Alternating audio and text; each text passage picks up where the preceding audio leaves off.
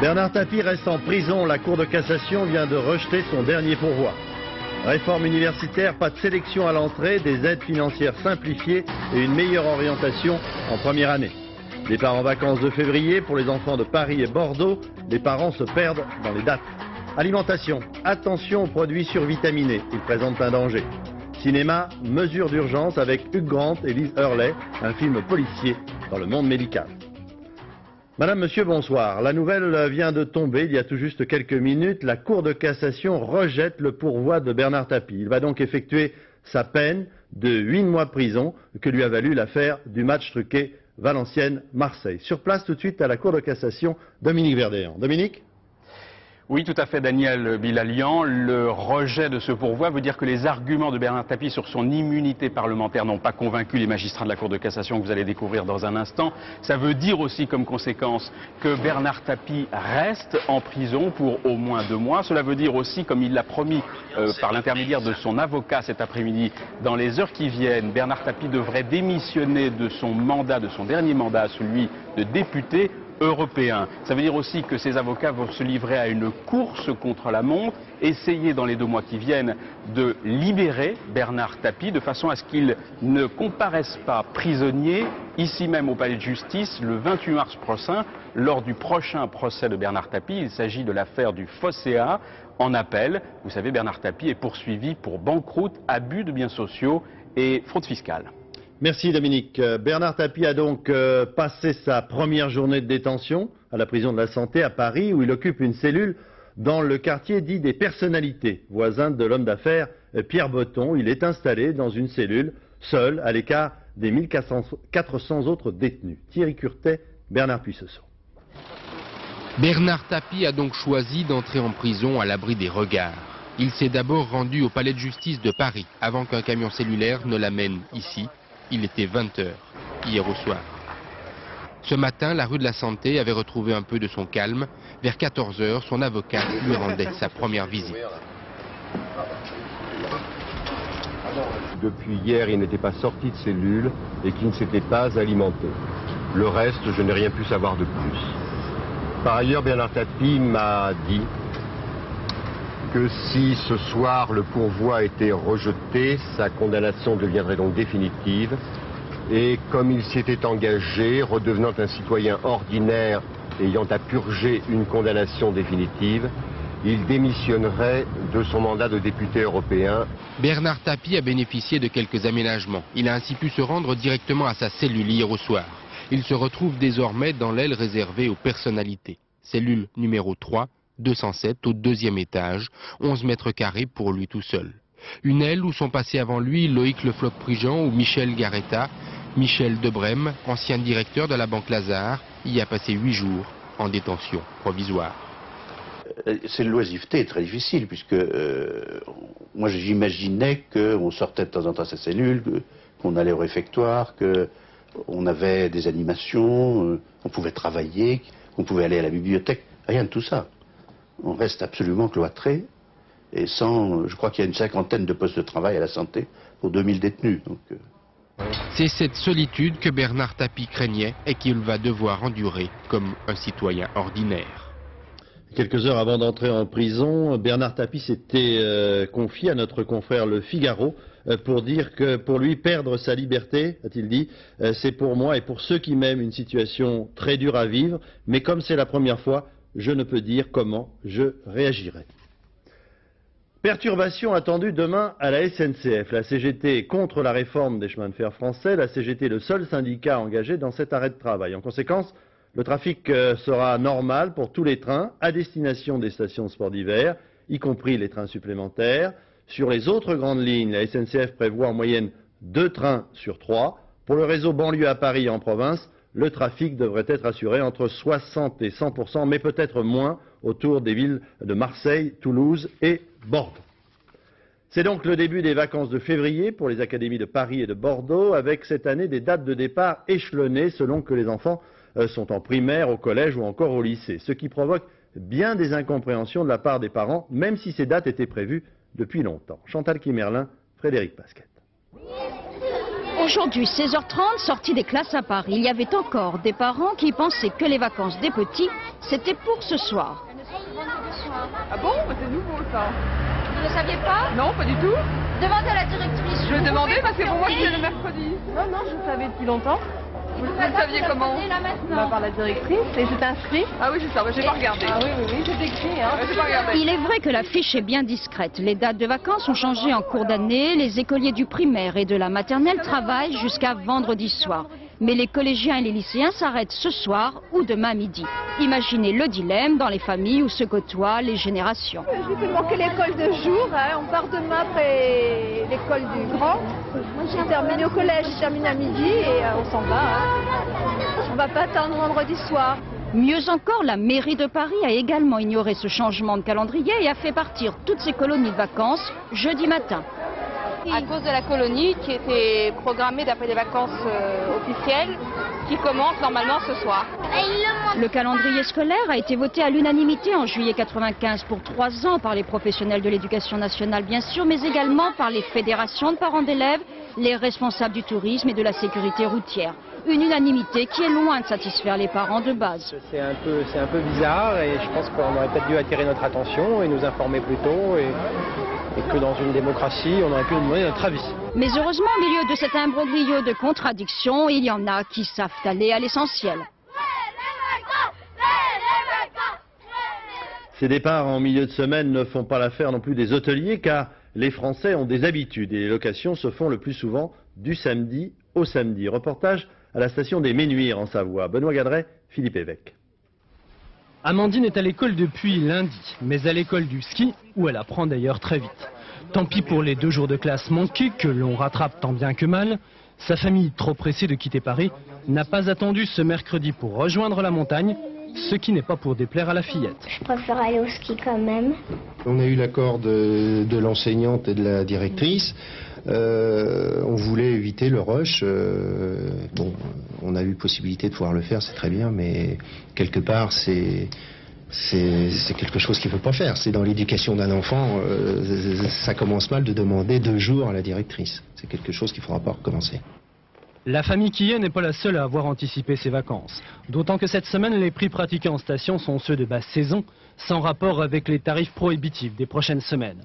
Mais si certains clients s'y retrouvent, ce n'est pas le cas des professionnels du tourisme.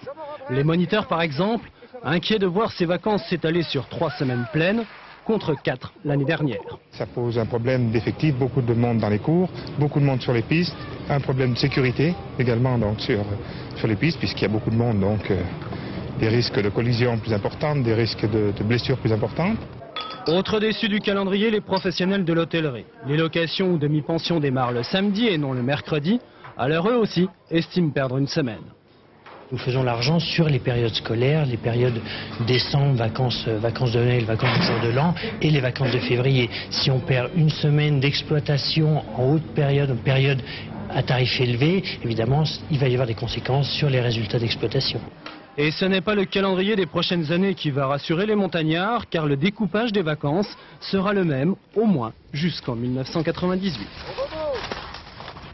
Le ministre de l'Éducation nationale a présenté aujourd'hui son projet de réforme de l'université, élaboré en concertation avec les étudiants et les enseignants. Les syndicats accueillent d'ailleurs plutôt favorablement ce projet, même s'ils doutent parfois de sa réalisation sur le plan financier. Mesures les plus importantes, résumons. Toujours pas de sélection à l'entrée, simplification des aides financières visant à donner une autonomie plus importante à chaque étudiant. Et puis pour ce qui concerne la première année, et afin d'éviter les erreurs d'orientation, organisation de l'année en semestre. Olivier Caroff, Jean-Louis Bousser. Dans les tracts comme sur les murs, inutile aujourd'hui de chercher une allusion à la réforme pour l'université de François Bayrou. Seuls les stages diplômants sont attaqués. En effet, la plupart des syndicats étudiants approuvent les grandes lignes du projet, notamment la réorganisation du DUG. À Nanterre, près d'1 élève sur 2 redouble la première année, 1 sur 3 abandonne en cours de route. Les profs nous préviennent déjà d'avance qu'il y a 50% de la classe qui sera éjectée, donc c'est un peu la concurrence quand même. J'ai compris en fait le système au bout de 2 ans, par moi-même. Personne n'a été vraiment me l'expliquer. À la prochaine rentrée, on leur apprendra la méthode dès le début. Avec un premier cycle découpé en semestres, les nouveaux étudiants auront 6 mois pour découvrir l'université et s'y adapter. En douceur, car les examens de janvier devraient être supprimés. Les progrès seront évalués par contrôle continu en travaux dirigés. Certains enseignants regrettent d'avance les fameux partiels. C'est un baromètre, on est bien obligé c'est très important pour nous de savoir où les étudiants en sont et pour les guider aussi vers autre chose, parce qu'on connaît leurs faiblesses. La direction de Nanterre, elle, craint de ne pas être prête à temps. L'échéance est en septembre prochain et le projet risque de coûter cher. Aujourd'hui, les universités souffrent d'un manque considérable de moyens et faire une réforme sans moyens, c'est peu praticable. Le coût de la réforme, c'est pour l'instant l'inconnu du projet. Après avoir négocié avec le monde universitaire, François Bayrou va maintenant devoir convaincre Bercy. À Vitrolles, dans les Bouches-du-Rhône, c'est la mobilisation générale en vue du second tour de l'élection municipale qui pourrait être remportée par le Front National. Mais du côté du Parti Socialiste, comme du RPR et de l'UDF, cette mobilisation connaît quelques ratés. La secrétaire locale du PS, qui n'a plus confiance dans son candidat, a été exclue de son parti. Même sanction aujourd'hui pour un membre de la liste du candidat de la majorité qui avait pris position en faveur de Catherine Maigret. Reportage Guylaine Chenu, Mickaël Darmon. Face à face sur le marché de Vitrolles. Moi, je n'ai pas besoin d'avoir 25 personnes pour me protéger. Elles sont pas pour vous, Aucun problème, on n'est pas en danger. Ils seront 2 à s'affronter dimanche prochain. En attendant, inévitablement, Catherine Maigret du Front National et le socialiste Jean-Jacques Anglade se croisent. Un lendemain de premier tour difficile pour le PS. Hier, une poignée de militants a désavoué le maire candidat. Sanctions immédiates et grands moyens, exclusion de 5 socialistes et ce matin, changement de serrure au local du parti. J'ai ouvert la porte, je change la serrure, je referme. C'est pas fatigué du tout, on a la pêche, Et vous? Ça va, merci. Une querelle de personnes, rien de plus, c'est le message que l'on veut faire passer dans l'entourage du maire. Objectif ce matin, remobiliser les troupes. Maintenant, il faut arrêter de regarder qui est qui a pu faire quoi, et se rassembler, se battre, agir. Est-ce qu'Anglade est le bon candidat? Est-ce qu'il n'est pas? J'en sais rien. Moi, ce que je sais, c'est que d'un côté, il y a du fascisme et de l'autre, il y a de la démocratie. Dans les rangs de la majorité aussi, on accuse le coup. Roger Guichard a retiré sa liste pour barrer la route au Front National. Son local de campagne reste ouvert, mais chez les militants, le cœur n'y est plus. Vu les incompétences de Paris, Marseille et compagnie, on n'a pas pu faire autrement, on a été obligé de se retirer. On nous a vraiment pris pour des pions et on a pris la ville pour des pions et également le personnage qui était à la tête de la droite, c'est tout. On a perdu Au Front National, les militants restent mobilisés. Cible des attaques, la venue demain des leaders nationaux de la gauche. Vous aurez le docteur Kouchner, Yo-Yo Jospin et toute sa bande. J'avais pas compris que Madame Maigret, elle faisait le cirque. Et sur le marché, après le départ des candidats, le dialogue de sourds continue. Ah non, c'est nouveau. Elle ne sait pas parler. Remarquez, ça m'étonne pas, elle va mimer. À noter que Brigitte Bardot a fait savoir aujourd'hui qu'elle apportait son soutien à la candidate du Front National, Madame Catherine Maigret. La nouvelle loi renforçant le contrôle de l'immigration en France est actuellement étudiée par les sénateurs et l'opposition tente de se mobiliser pour supprimer un certain nombre d'amendements prévus par la majorité et qui lui semblent dangereux. Jeff Wittenberg, Philippe Jasselin.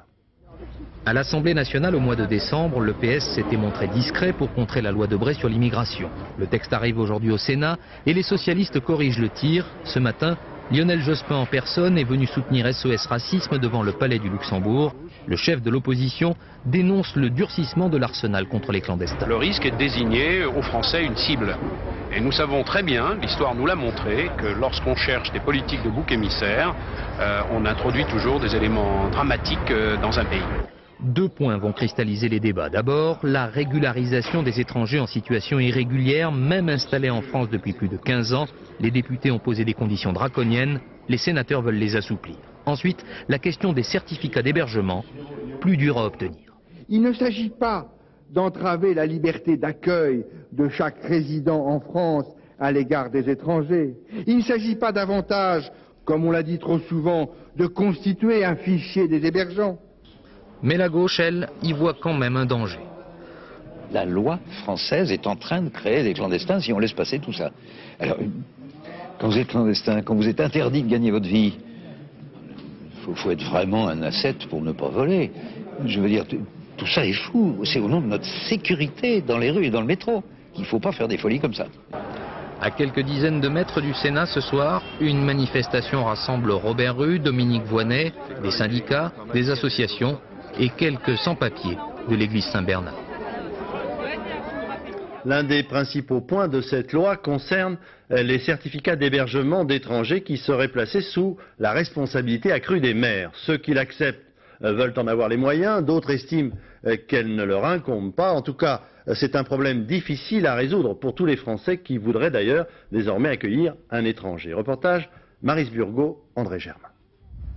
Du Cameroun, ils ont rapporté quelques objets, quelques statues et beaucoup de souvenirs. 2 années de coopération, ça laisse le temps de se faire quelques amis. Alors, de retour en France, il leur a semblé tout naturel d'inviter chez eux le plus cher d'entre eux, un jeune étudiant en architecture. Pour cela, il leur fallait obtenir un certificat d'hébergement signé par le maire de leur commune. Quand celui-ci leur a expliqué qu'il refusait par principe de signer ce document, ils ont eu beaucoup de mal à y croire. Ça nous semblait d'autant plus inconcevable de ne pas pouvoir le recevoir chez nous, alors que lui qui, dans sa famille, qui a quand même des moyens moindres que les nôtres, il nous a reçus du mieux qu'il pouvait, d'une façon merveilleuse, et puis nous, qui avons tout ce qu'il faut pour le recevoir, et ben on ne pouvait pas, c'était pas normal.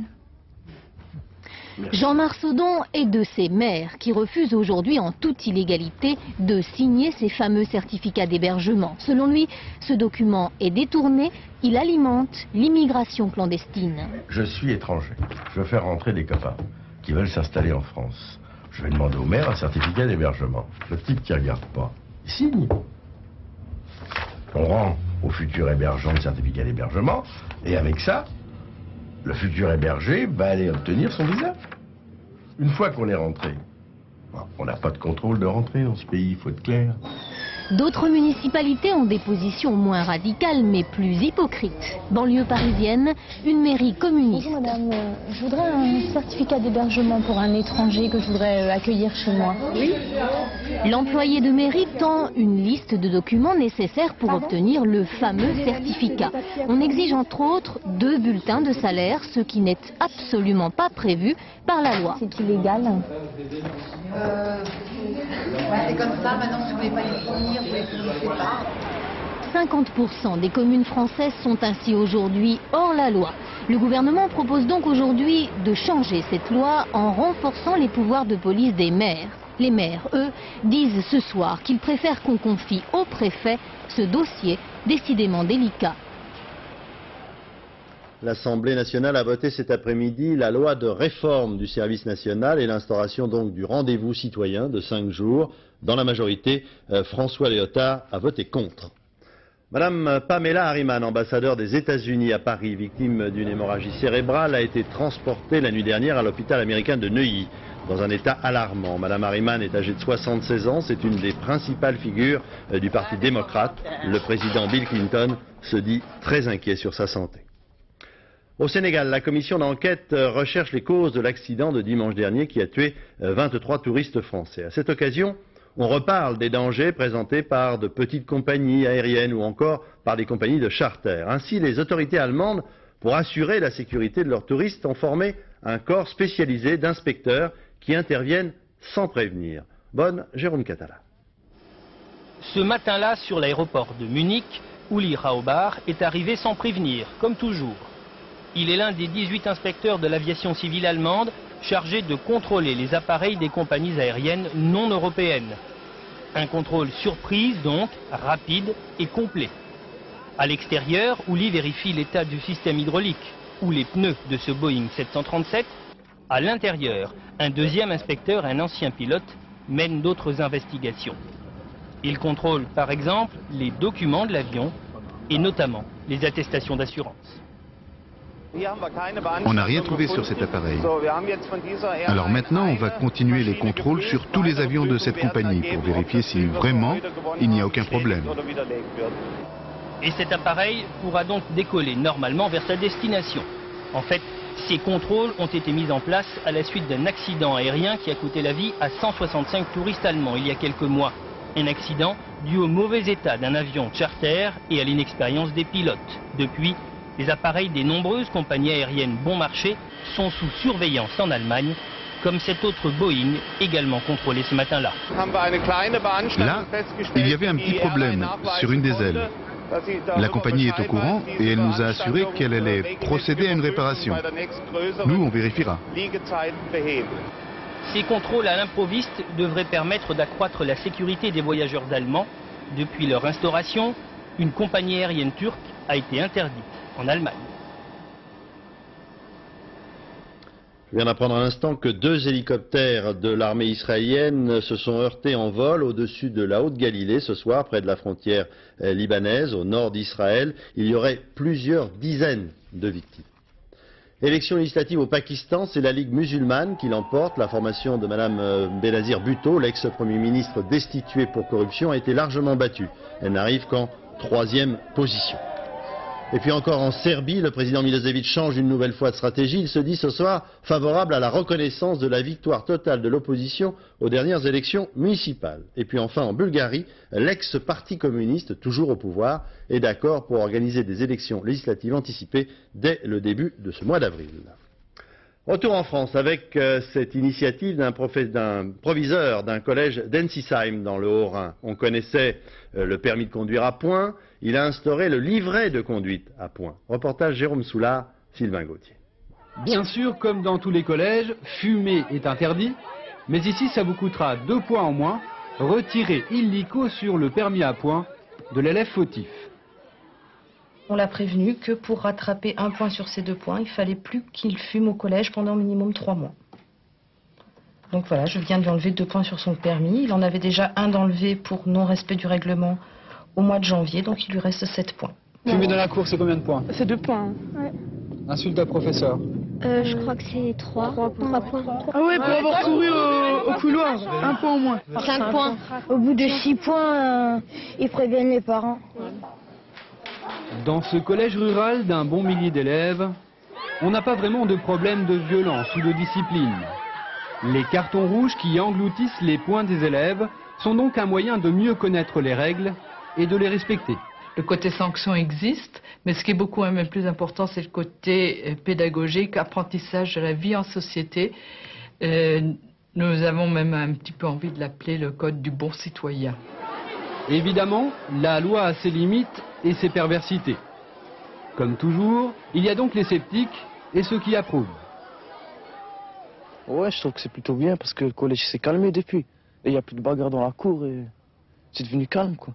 Un point par-ci, un point par-là. Les profs maintenant, ils pensent même plus à nous mettre un mot dans le carnet, une heure de retenue ou une punition. C'est le point direct, quoi. On croyait que ça les amuse. On croit que ça les amuse d'enlever des points, voilà. C'est pas une recette absolue qui fonctionne très bien. C'est un système qui a besoin qui est en train d'être rodé, qui a besoin de nouveaux réglages. En 3 mois, 180 élèves ont déjà perdu des points sur leur permis de bonne conduite. Et si on se refuse à dresser un premier bilan, on aime pourtant ici l'idée d'un règlement plus juste, connu de tous. L'Assemblée nationale organise demain une première journée nationale de prévention du suicide. On estime, c'est un chiffre inquiétant, à environ 45 000 le nombre d'adolescents qui tentent chaque année de se suicider. C'est la 2e cause de mortalité chez les jeunes entre 15 et 24 ans, après tout juste les accidents. Le phénomène est donc loin d'être marginal et des associations se sont créées en coopération avec l'Éducation nationale pour lancer des opérations de prévention dans les lycées. C'est le cas à Colmar, en Alsace. Notre enquête de ce soir, menée par Florence Bouquilla et Jean-Claude Elfassi, est intitulée « Trop jeune pour en finir ». C'est bête, on est jeune et on veut mourir.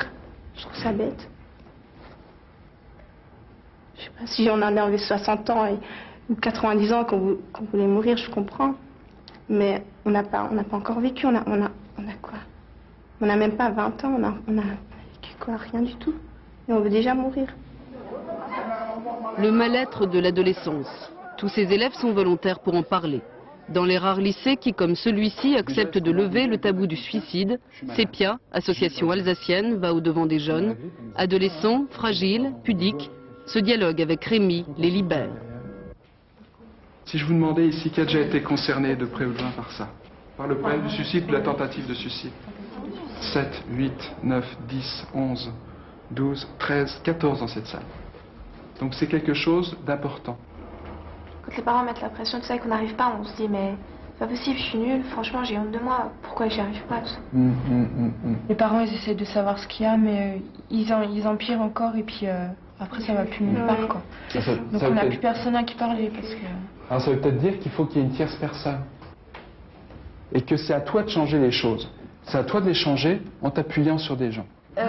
Chez ses élèves, Rémi provoque d'abord l'émotion en diffusant un film court qui mêle fiction et témoignage. Et là, j'étais dans l'incapacité de pouvoir dire ce qui n'allait pas. Petit à petit, je commençais à me faire du mal sur moi.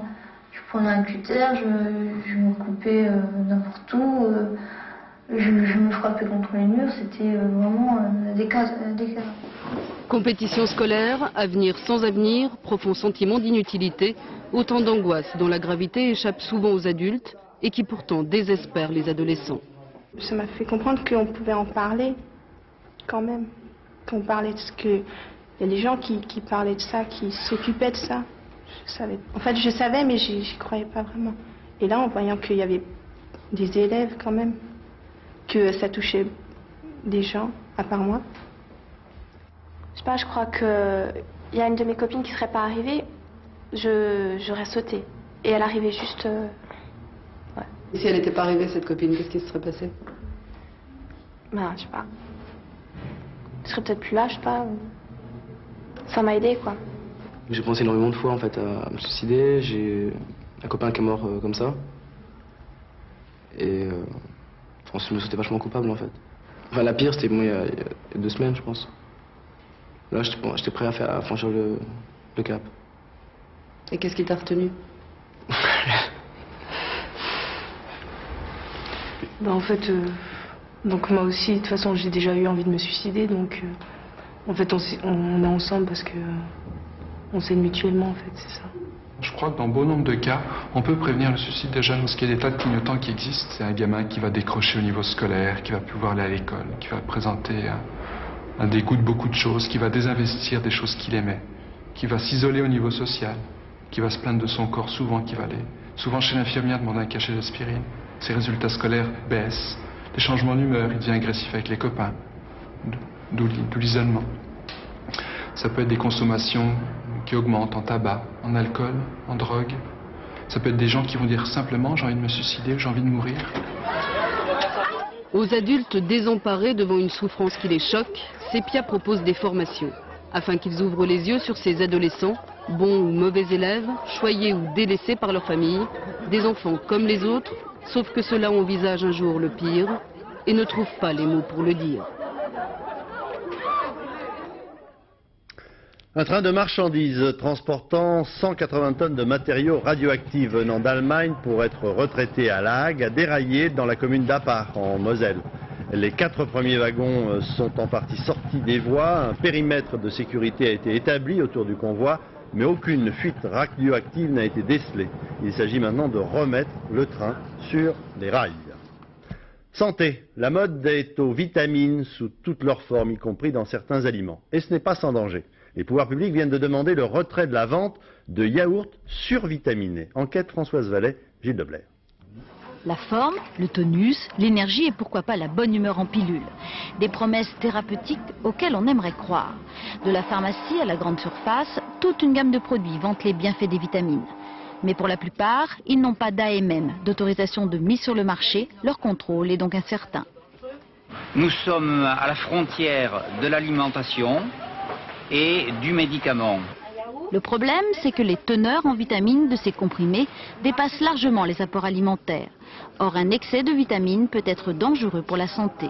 Les dangers, c'est des risques de surdosage parce qu'on prend des différents types de vitamines. Certaines sont éliminées par les urines, d'autres sont stockées dans l'organisme. Si vous avez un stock de vitamines trop important, il peut avoir des retentissements importants sur le système nerveux ou sur le foie. L'alimentation enrichie, comme le lait vitaminé, ne peut dépasser 2 fois la teneur normale en vitamines. En fait, les bienfaits de tous ces produits sont surtout appréciables pour les chiffres d'affaires des sociétés. des clémentines, des citrons, des bananes, dans les mangues, dans le raisin. Vous avez des vitamines partout, même dans les légumes, avec des minéraux, il y a tout ce qu'il faut. Voilà, faut pas chercher plus loin. Le secret de la forme, il est bel et bien dans notre assiette, une alimentation variée et diversifiée. Le sport avec les 32e de finale de la Coupe de France de football, longtemps reporté entre Marseille et Lille. Il a eu lieu cet après-midi à Valence. Les Lillois l'ont emporté 1-0. Vous voyez là le but lillois. Marseille a bien frôlé l'égalisation à la dernière minute avec un tir sur la barre transversale. Le voici. Voilà, manque de chance pour les Marseillais éliminés donc. C'est Lille qui est qualifié. Cinéma. À la ville comme à l'écran, ils forment un couple qui a été au centre d'un scandale l'an dernier pour cause d'infidélité momentanée du monsieur. Je veux parler d'Hugh Grant et de Liz Hurley, sont également mariés à l'écran dans le film Mesure d'urgence, une intrigue policière dans les milieux médicaux. Aubry Edler, Didier Dahan. C'est sans doute l'un des derniers endroits de New York que l'on souhaite visiter, la salle des urgences d'un hôpital municipal. Le stress y est quotidien, les moyens limités et l'horreur permanente. Une nuit, alors qu'il est de garde, un jeune médecin remarque les symptômes étranges qui accompagnent la mort d'un sans-abri. Quelqu'un a effacé toutes les données, c'est ça? C'est moi le patron ici, et comme tel je te l'ordonne, laisse tomber. Qu'est-ce que vous leur faites à tous? Il est mort. Un examen post-mortem? Eh bien, ça paraît incroyable, mais le corps a disparu. Je me suis préparé en observant les urgences de l'hôpital Bellevue à New York, un endroit toujours bondé, mal entretenu, sans moyens. Tous les patients là-bas sont des sans-abri, des drogués ou des gens victimes d'une agression. Il y en a d'autres qui sont même des malfrats et qui arrivent les menottes au poignet. C'était vraiment fascinant. Malgré les menaces, le médecin découvre les secrets abominables que cache un programme officieux de recherche dirigé par l'une des sommités du monde médical américain. C'est parti. On pourrait l'éliminer tout de suite. Écoute, il est sur les traces de Teddy Dolson. Il va nous mener tout droit à lui, il suffit de le suivre.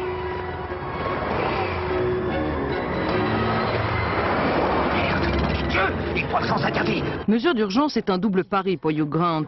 Oubliez la mèche élégante et le sourire candide, il s'offre ici l'un des rôles les plus dramatiques de sa carrière et s'attaque aussi au métier de producteur, aux côtés de sa compagne Liz Hurley.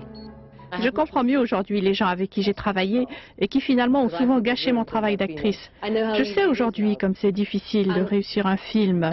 C'est ce qu'on a essayé de faire cette fois-ci. Et c'est pourquoi j'ai voulu devenir productrice.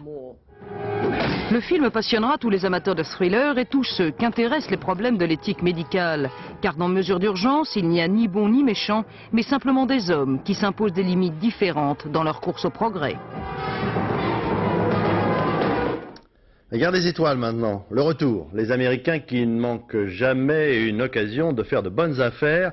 20 ans après sa sortie, eh bien, le producteur George Lucas sort une version rénovée de ce succès interplanétaire. Le film ressort donc dans les salles et aujourd'hui, les enfants d'hier, devenus parents, y emmènent à leur tour leurs petits. Philippe Gassot.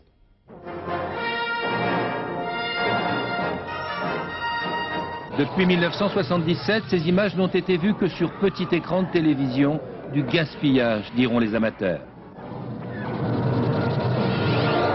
Star Wars 20 ans après, avec un Harrison Ford tout jeune, renaît de son succès. Le film le plus créatif peut-être est l'affaire la plus juteuse du cinéma.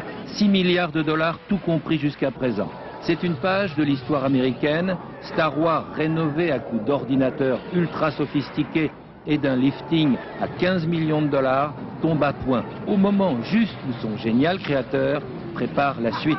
Tout sera prêt à la veille de l'an 2000. Je prépare une nouvelle trilogie.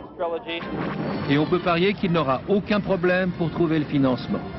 L'américain est bon public, les files d'attente en témoignent. Cette fois, l'aîné qui a déjà vu le film, privilège de l'âge, peut guider le plus jeune au-delà du cosmos où lui-même est déjà allé.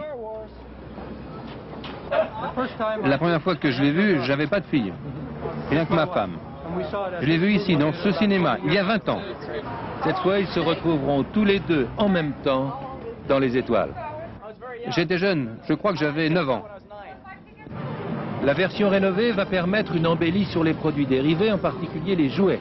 Ils culminent déjà à 1 milliard de francs l'an Et il y a tout le reste, avec, n'oublions pas quand même, les entrées. Quand on parle de Star Wars ici aux États-Unis, il est difficile de ne pas aligner des chiffres. Sachez par exemple que les seuls billets de cinéma devraient rapporter 100 millions de dollars, soit près de 500 millions de francs. D'autres étoiles maintenant plus pacifiques au Festival international du cirque qui a lieu en ce moment à Monte-Carlo. Des producteurs venus du monde entier y détectent les vedettes de demain. Cette année, parmi les découvertes, un couple de trapézistes canadiens. Reportage Gérard Dalmaz, Jean-Marc Sursin.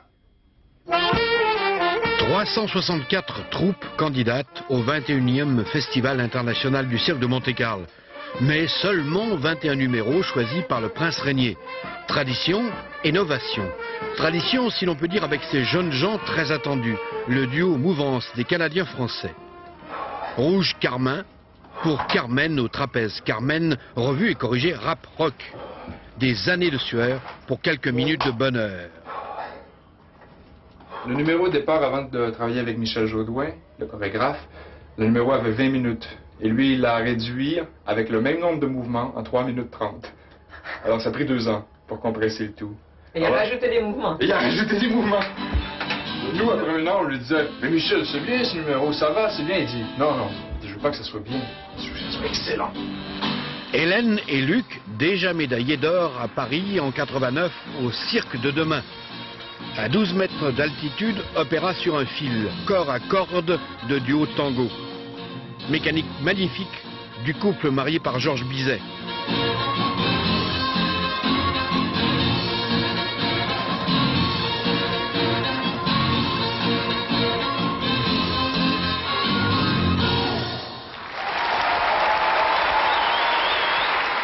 Au festival, chaque année, la novation avance sur des roulettes.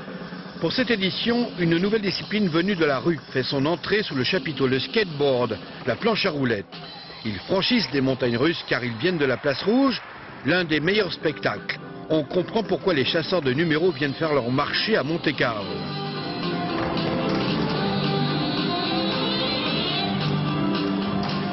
La planche à pirouette, c'est du cirque, car c'est de l'exploit, de l'esthétisme, du courage. Le cirque, école de vérité. Voilà, juste le temps de vous dire bonsoir, de vous souhaiter une excellente soirée sur notre chaîne. À demain.